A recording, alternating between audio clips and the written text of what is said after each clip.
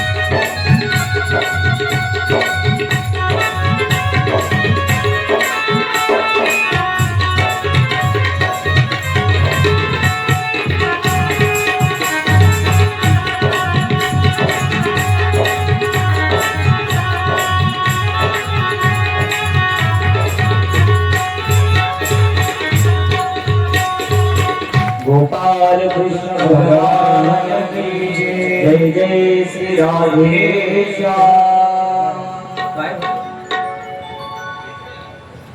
हिरा जर आयरनीवर ठेवला आणि कदाचित त्या हिऱ्याला घनाचा वार झाला सगळं घनाने मारले गेले काय होतं त्याचं हिरा फुटत नाही बाकी एका फार महत्वाचं संगती सांगते तुम्हाला हिरा एवढा परिपक्व असतो त्याला घनाने मारलंय एक तर आयरनीत शिरेल नसेल तर घनामध्ये शिरेल वाक्य कळतं तुम्हाला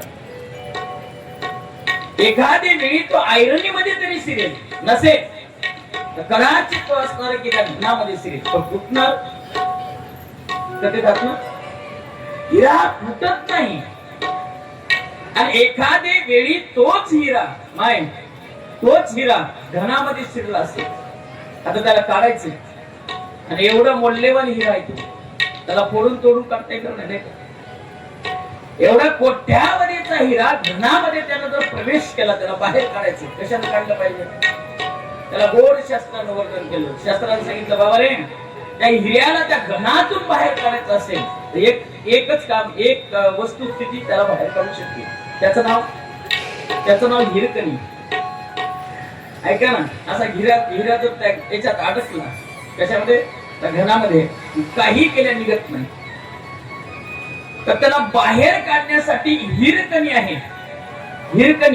हिऱ्याची पत्नी कोण आहे ती हिरकणी ऐका ना काही केल्या निघत नाही तोडून निघत नाही फोडून निघत नाही पण त्या हिरकणीला असं जवळ नेलं स्पर्श जरी नाही झाला जवळ नेलं ना तर हिरा त्या घनामधून आपोआप बाहेर येतो कमान गेली एका मिनिटात बाहेर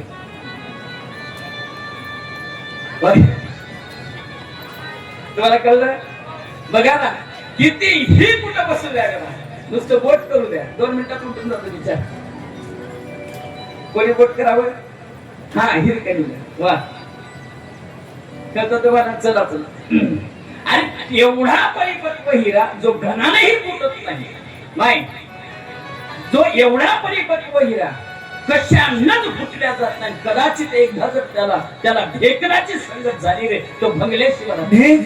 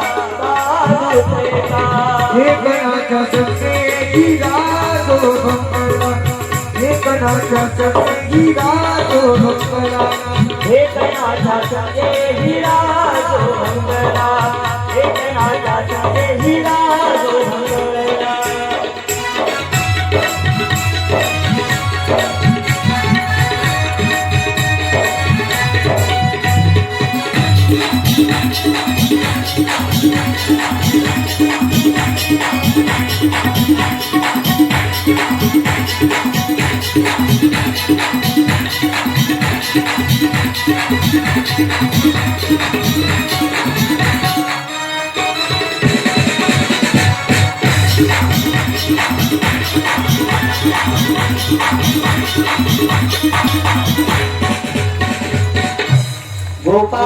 कृष्ण भगवान की जय. माय कितीही मोठा मजबूत हिरा असू द्या, कदाचित त्याला ढेकणाची संगत झाली तर तो बंगल्याशिवाय राहत नाही. चला पुढे. कारण संगतीचा परिणाम आहे. आणि ज्ञानोबा त्याचे गोड वर्णन करतात. बाबा रे, म्हणून साधूची संगती फार महत्वाची सांगितली, संतांची संगती फार महत्वाची सांगितली. हा साधू संगतीमध्ये जीव असेल, हा संत संगतीमध्ये जीव असेल, तर याचा नक्कीच असणार की याला परमगती प्राप्त आहे. अन्यथा ते परमानंद प्राप्त होऊ शकत नाही. चला पुढे. काही परमानंदाची व्याख्या आम्ही काल बघितली. काल आम्ही एक अनुभूती घेतली गण भगवान कृष्ण करण्याचा. काय झाले काल सांगत जरा सगळी सर्व आहे. काय झाले? हा नाही का विवाह रुक्मिणी स्वयंवर आम्ही काल त्याची अनुभूती घेतली, त्याचा आनंद आपण घेतला बघा. काय काय विशेषता आहे? भगवंताच्या नामाचं स्मरण. ऐका ना,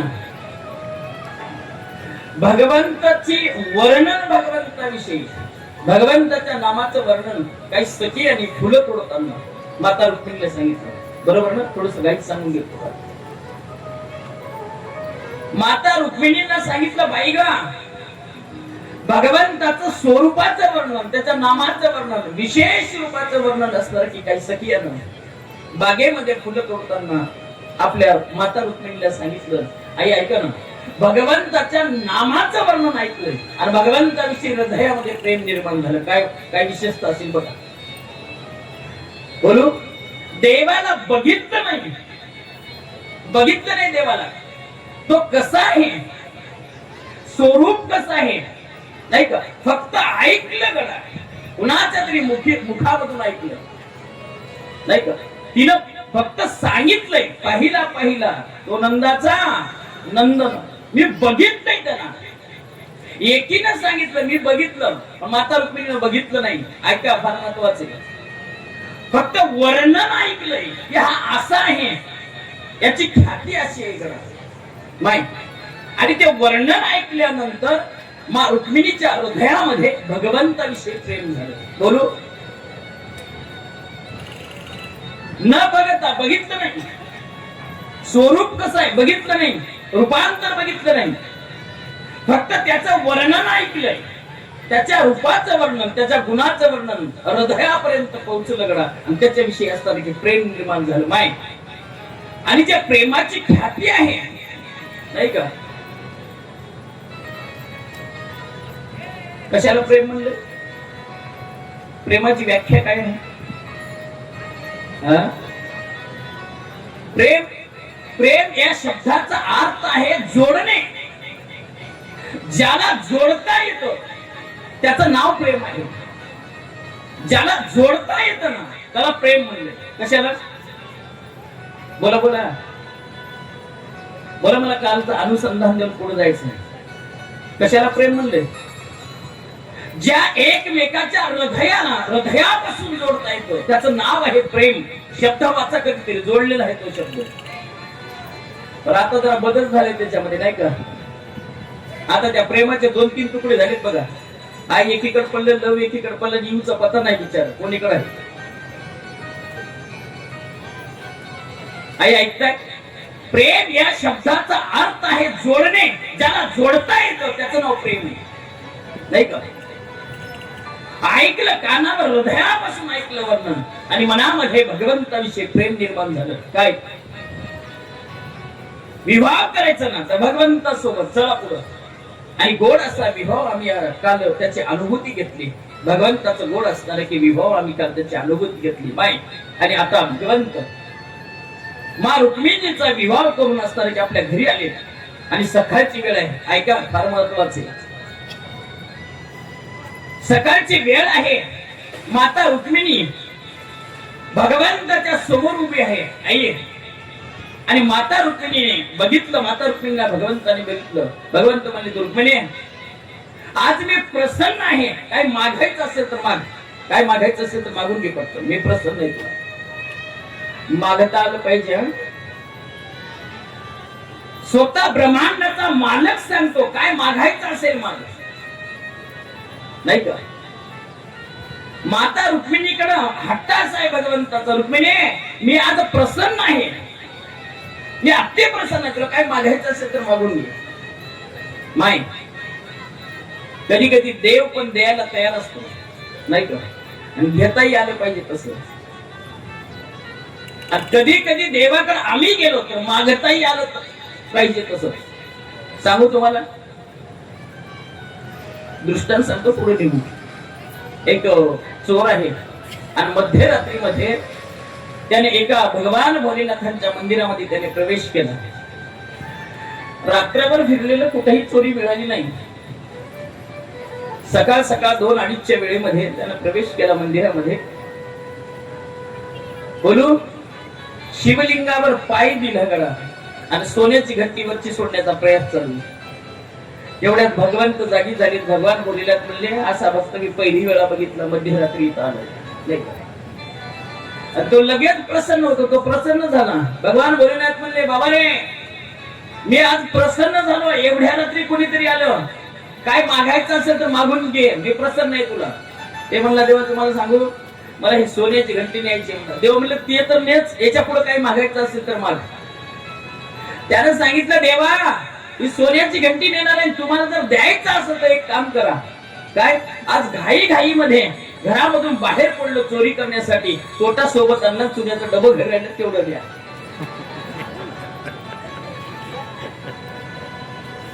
अर्थ काय आहे? मागताही आलं पाहिजे करा. माय ऐका ना, मागताही आलं पाहिजे. मा रुक्मिणीनं भगवंताने सांगितलं, मागा आता काय मागायचं असेल, मी प्रसन्न आहे. आई ऐका ना, तेवढ्यामध्ये मा रुक्मिणीने भगवंताला मागितलं, एकच असणार की भगवंताला मागितलं, देवा तुम्हाला जर द्यायचं असेल तर माझ्या विदर्भ देशामध्ये एका थोर साधूचं दर्शन आम्हाला जन्मोजन्मी झालं पाहिजे, असा साधूचा अवतार झाला पाहिजे. रुक्मिणीचं मागणं म्हणजे ते गजानन महाराज आहे. गजानन महाराजांचा अवतार म्हणजे माता रुक्मिणीचं मागणं. एक विधेय अवस्थेमधला सदपुरुष असणार की आमच्या इथं विदर्भ देशामध्ये त्याचं दर्शन झालं पाहिजे. गजानन महाराजचा अवतार मा रुक्मिणीचा असलेला मागितलेला वर आहे. चला पुढे. आई दिवसामधून दिवस निघून गेले. थोड्या दिवसामध्ये हे एक विशेष रूपांतर झालं गडा. बघा काही सखी असे बसलेले आहेत माता रुक्मिणी सोबत. माता रुक्मिणी त्या स्थितीमध्ये आहे आणि बघता बघता बोलता बोलता एकमेकीला काहीतरी सांगतात. आणि ते सांगत असताना एका सखीच्या मुखामधून एक शब्द गेला. सांगितलं, काय ग बाई, आता तरी तुझ्या नवऱ्यानं चोरी सोडली पाहिजेत होती. आम्ही ऐकलंय लहानपणापासून ह्या चोरीच करत होता, नाही का? आता तरी नीट वागलं पाहिजे गडा. बरं ठीक आहे, चोरी करायचा प्रयास जरी केला असेल तर कुणाचा एखादा जीव घेतला नाही पाहिजे. माय आणि चाललेला संवाद भगवंतानी श्रीकृष्ण कन्हैयाने माझ्या ऐकलं. दारातून पाऊल असणार की पाठीमागे घेतला का? तो भगवंतावर घेतलेला संशय आहे, भगवंतावर घेतलेला शंका आहे. बोलू देवावर ही शंका घेतली जाते. तुमचं आमचं सोडून द्या. देवावर ही संशय घेतला जातो बघा. देवावर ही संशय घेतला जातो. ज्ञानोबरायनं गोड वर्णन केले. बाबा रे, संशयावरी थोर ते पाप नाही घोर. ज्याच्या घरामध्ये ज्याच्या हृदयामध्ये संशय आहे त्याच्यासारखं पाप जगाच्या पाठीवर दुसरं कोणतं नाही. बोलू एखादी वेळी घरामध्ये शंकेनं घर केलं असेल गडा, प्रवेश केला असेल घरामध्ये, घरात सुख प्राप्त होऊ शकत नाही. एखाद्या वेळी संशयाने घरामध्ये प्रवेश केला असेल, घराची राख करून देत गडा. संशय माणसाला जगू देत नाही. कदाचित संशयाने घरामध्ये प्रवेश केला, घर आम्हाला सुख देऊ शकत नाही, समाधान देत नाही. बोलू आपल्या घराचा नाश केल्याशिवाय सोडत नाही. अलीकडे बोलतो, तुमच्या लक्षात येईल बघा. भगवंत प्रभू रामचंद्र मा सीताजी वनामध्ये प्रवेश केला. आई सोबत लखनजी आहेत आणि तेवढ्यामध्ये मा सीतेच्या मनामध्ये सीतेने सांगितलं भगवंताला, अहो ऐकते का, ते हारण दिसतं ना त्याची मला चोळी पाहिजे, माझ्याकडे बघा, तुमच्या लक्षात येईल. आणि तेवढ्या एकच शब्द कानावर पडला, माय काहीच माग पुढे काहीच बघितलं नाही, नाही का. एका शब्दामध्ये प्रभू रामचंद्र उठलेत आणि पाठीमाग लागले. आता ते मला वाटतं तेव्हापासूनच चालत आलं काही मला माहित नाही, नाही का. कोणाचं ऐको ना ऐको विचार, घरातलं एकाच शब्दात ऐकतं, एका शब्दामध्ये. वाक्य कळतं माझं, ऐका नाही. भगवंत निघून गेले, हरणाच्या पाठीमागे भगवंत निघून गेले. आवाज झाला, मला संशय सांगायचा आहे आणि त्या संशयाने किती घात होतो ऐका. भगवंत निघून गेले आणि तेवढ्यामध्ये आवाज झाला, काहीतरी आवाज आलाय. आणि मा सीतेने लखनजीला जवळचं सांगितलं, ऐका ना, तुमचे बंधू नक्की असणार की संकटामध्ये आहेत, तुम्हाला गेलं पाहिजे. हो ऐका थोडस,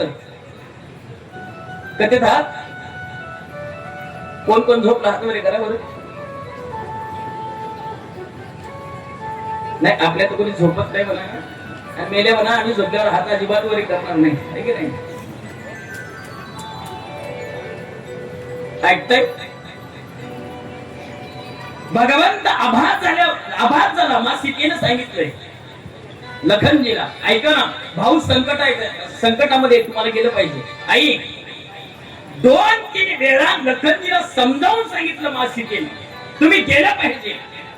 आई ऐका ना, काही केल्या लखनजी बाहेर पडत नाही, काही केल्या लखनजी जात नाही. बाकी सांगू, कारण लखनजी संत रूपामध्ये आहेत. लखनजी संतांच्या रूपात असल्यामुळं बुडते याचन न देखवे डोळा, जग बुडत हे डोळ्यानं आपल्या बघू शकत नाहीत गडा. माय कितीतरी वेळा समजावून सांगितलं, काही केल्या जात नाही. आता ऐका फार महत्वाचं, 4-2 वेळा लखनजीला समजावून सांगितलं मा सीतेनं, पण जायला तयार नाही. तेवढ्यामध्ये मा सीतेनं लखनजीवर संशय केला. बोलू, मा सीतेनं लखनजीला सांगितलं, कदाचित तुम्ही आज तरुण अवस्थेमध्ये आहात, नवीन लग्न झालेलं आहे, कदाचित तुमच्या मनामध्ये संशय असेल, कदाचित तुमच्या मनामध्ये पाप वासना बसली असेल गडा, म्हणून इथून तुम्ही बाहेर जात नाही. वाक्य बोलू परत, मनामध्ये शंका घेतली, मनामध्ये संशय घेतला आणि सीतेनं मनामध्ये संशय घेऊन सोबत असल्या लखनजीला बाहेर काढून दिलं. एक वाक्य बोलू तुम्हाला, जीवनामधून भगवंत गेला तर तुमचा कदाचित नाश होणार नाही गडा, पण जीवनामधून एखाद्या वेळी संतावर तुम्ही शंका केली आणि जीवनातला संत निघून गेला, तुमचा नाश झाल्याशिवाय राहू शकत नाही. हे तत्व आहे. माय देव गेला गडा, काही परिणाम नाही, ऐका ना, पण साधूला घालवलं गेला नाही. संशय घेतली, शंका घेतली, मा सीतेनं सांगितलं, कदाचित तुमच्या पोटामध्ये, तुमच्या मनामध्ये, कदाचित तुमच्या मनामध्ये विष असेल. आणि ही शंका घेतल्याबरोबर लखनजी बाहेर पडत होता. ऐका, एवढाही संशय घेतला संतावर, एवढाही संशय संतावर घेतला तरी संत आपलं अस्तित्व सोडत नाहीत गडा. बोलू एक वाक्य, एवढी ही शंका घेतली, जाताना लखनजीने एक रेखा वळली. त्याचं नाव काय? त्याचं नाव लक्ष्मण रेखा, नाही का. त्याचं नाव लक्ष्मण रेखा आज आहे का नाही? बोला बोला, ती रेखा आज आहे का नाही?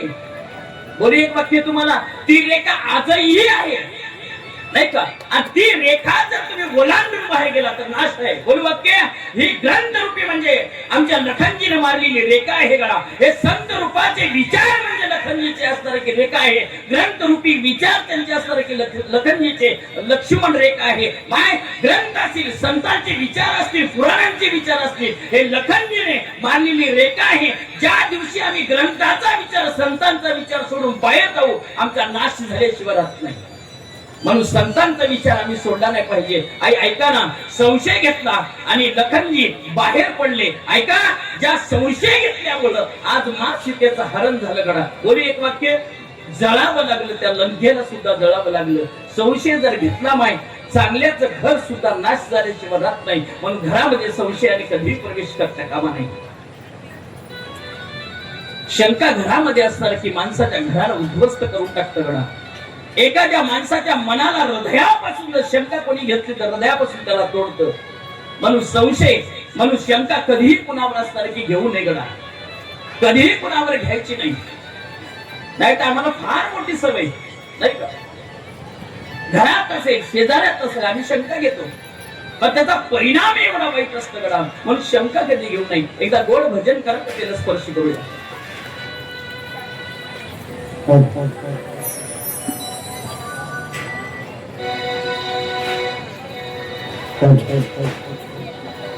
विठ्ठल माझा माझा माझा माझा माझा विठ्ठल माझा मी विठ्ठलाचा. विठ्ठल माझा माझा माझा माझा विठ्ठल माझा मी विठ्ठलाचा.